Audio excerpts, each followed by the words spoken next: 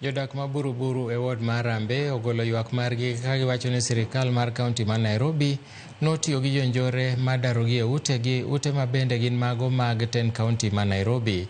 Gikwedo mager kaka ne odargi ka giwacho ni mwandugi mathoth nokethore ka moko bende nokwal. Moko kuom jogo mosedak kanyo kuom higni buora wacho ni kata bed ni gope mibandhogi ne gisechulo to pod giyudore mana kama rach kod sirikal mar kaunti. MCA mar Rambe Anthony Kimemia owacho ni temo loso gi Gavana Johnson Sakaja ok osedhi maber ka gidwaro mondo gavana ma kaunti no donjre wachno kendo gol oko e apisa mitudo gi mibadhi. Mekaa 30 years. Huyu alikuja hapa akiwa mtoto. Ni son wangu, second born. Wangewacha tulipe ama watupatie hiyo pay plan.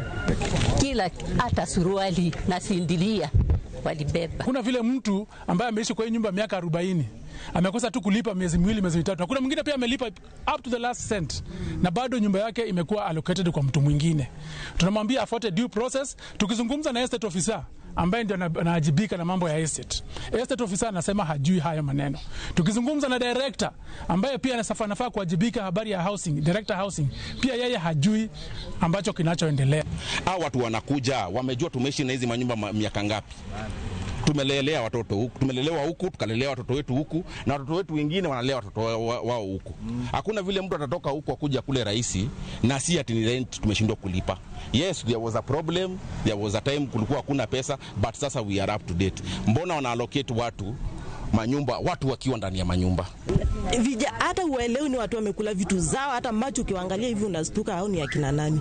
Na wamejaa kwa nyumba hata uwezi ongea chochote na wao. Ni mtu kuingia na kuharibu vitu na kubeba. Hiyo ni wezi hiyo.